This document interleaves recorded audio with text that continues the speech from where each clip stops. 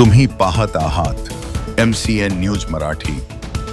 बुलढाणा जिल्ह्यातील जळगाव जामोद विधानसभा मतदारसंघाचे आमदार डॉक्टर संजयजी कुटे यांच्या प्रमुख उपस्थितीत शहरातील जगद्गुरू संत तुकाराम महाराज चौकामध्ये संत तुकाराम महाराज आणि संतश्रेष्ठ संत संताजी जगनाडे महाराज यांच्या स्मारकाचा लोकार्पण सोहळा आज दिनांक 6 जुलै रोजी आषाढी एकादशीच्या पावन पर्वावर मोठ्या उत्साहात संपन्न झाला। या कार्यक्रमाचे अध्यक्ष रामभारती महाराज हे होते, तर प्रमुख उपस्थितीमध्ये सुरेश महाराज, वाल्मिकराव ठाकरे, नगर परिषदेचे मुख्याधिकारी सुरेश जाधव यांच्यासह शहरातील अनेक मान्यवरांची उपस्थिती होती। या निमित्ताने उपस्थित भाविकांसाठी साबुदाणा उसळ व केळींच्या फराळाचे सुद्धा आयोजन करण्यात आले होते। तर या कार्यक्रमासाठी यशस्वीतेसाठी गजानन सरोदे, बाळू पाटील, अंबादास शेळके, मोहन भुजबळ, तुषार टापरे, शरद नरसेकर, सुरेश दिगडे, निलेश शर्मा, परीक्षित ठाकरे यांच्यासह अनेक मान्यवरांनी विशेष परिश्रम घेतले। MCN न्यूज मराठीकरिता संपादक राजीव वाढे, जळगाव। पंढरपूरमध्ये गेल्यानंतर जी भक्ती भावानं तिथं पूजा केली जाते, जे मनामध्ये एक आनंद घेऊन लोक तिथे जाताना आनंद घेऊन परत येतात, तसाच आता संत तुकाराम महाराज चौकातून या दोन्ही संतांचे आशीर्वाद घेऊन आपण पुन्हा आपापल्या घरी चांगल्या आनंदाने जाऊया। आणि दरवर्षी आता परमपूज्य रामभारती महाराजांनी सांगितले की प्रति पंढरपूर दिसते, त्यामुळे यातलं भव्यता ही दरवर्षी आपण वाढवणार आहे, जेणेकरून जे भाविक पंढरपूरला जाऊ शकत नाही तिथंचा आषाढी एकादशीचा सोहळा जो आहे तो आपल्या जळगावच्या या चौकामध्ये होईल। या पद्धतीने आपण हा चौक पुन्हा आपण चांगल्या प्रकारे करतो, शिवसाहेबांनी त्यात सुरुवात केलेला आहे।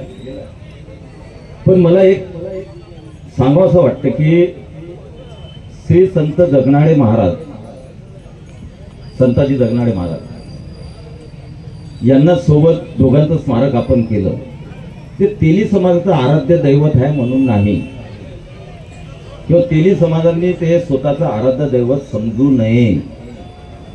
संत तुकाराम महाराज हे कोणत्याही समाजाचं आराध्य, एका समाजाचं आराध्य दैवत नाही। श्री संत तुकाराम महाराजांनी मानव जातीला एक प्रकारे दिशा देण्यात, संस्कार करण्याचं काम केलं। तेच संस्कार आणि तीच प्रेरणा आणि त्यांचं मुखोद्गत असलेलं साहित्य किंवा काय म्हणतात त्याला अभंग, हे आपल्यापर्यंत आजच्या पिढीपर्यंत पोहोचवण्याचं काम श्री संत जगनाडे महाराजांनी केलं। त्यावेळेस त्या दोन्ही संतांमध्ये कोण कोणत्या जातीचा आहे, कोण कोणाचा अर्ध हे कधीच नव्हतं। त्यामुळे यापुढेही संत तुकाराम महाराज आणि संत जगनाडे हे गुरु शिष्य होते, दोघं एकत्र हे करायचे, राहायचे।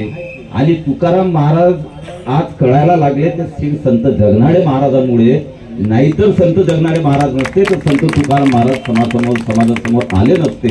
आणि म्हणून या दोन्ही संतांचं आपण पाईक आहोत। हे दोन्ही संत आपल्यासाठी, सर्व समाजासाठी हे अतिशय आदरणीय आणि आपल्या स्मारक कसं करता येईल। आणि छत्रपती शिवाजी महाराज हे आपलं सगळ्यांचं आराध्य दैवत आहे, त्यामुळे छत्रपती शिवाजी महाराजांच्या त्या सौंदर्यीकरणाचं आणि त्या पुतळ्याचं भव्य पुतळा बसवण्याचं आता आम्ही हाती घेतो आहे। त्या बाजूला श्री आपले संभाजी महाराजांचा चौक आपण करतोय, तहसील चौक आहे तो, त्याचं नामकरण जे आहे ते छत्रपती संभाजी महाराजांच्या नावाने आपण केलेलं आहे किंवा करतोय। त्याचा ठराव जरी झाला नसेल, आपण मनापासून तो चौकाला संभाजी महाराज चौक हे नावावरून केलेलं आहे, पण रीतसर आपण ठराव घेऊन सुद्धा तिथं एक जेव्हा SDO ऑफिस, तहसील ऑफिस ह्याच्या बिल्डिंग सगळ्या पूर्ण होतील आणि त्या व्यवस्थित होतील, त्यामुळे जी जागा आपल्याजवळ राहणार आहे तिथं आपण श्री छत्रपती संभाजी महाराजांचं सुद्धा स्मारक करणार आहे। कारण संभाजी महाराजचा इतिहास आपण आता नुकताच चित्रपटाच्या द्वारे सगळ्यांनी पुरुषाला किंवा संतांना कोणीही बांधता कामा नये, हे माझं सुरुवातपासून माझ्या मनामधलं आंतरिक मनातले आहे। आणि त्यामुळे आपल्या मतदारसंघात तरी कमीत कमी हे संस्कार शेवटपर्यंत चालावेत अशी माझी प्रामाणिक इच्छा आहे।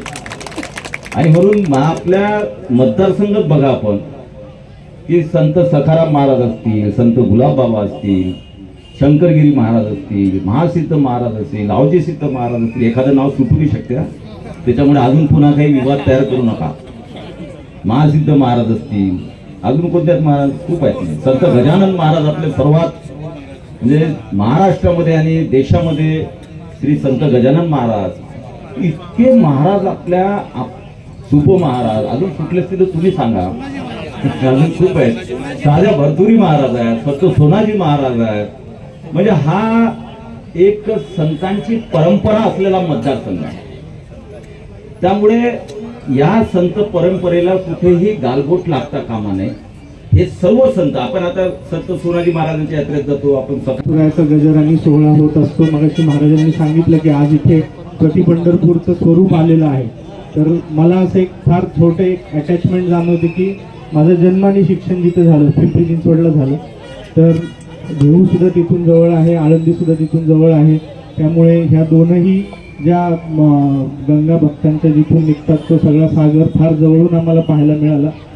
सदुमरे या गावी श्री जगनाडे महाराजांचा जन्म झाला होता आणि ते गावही आमच्यापासून फार जवळ होतं. तिथे मला काही वर्ष वैद्यकीय सेवा द्यायची सुद्धा संधी मिळाली होती.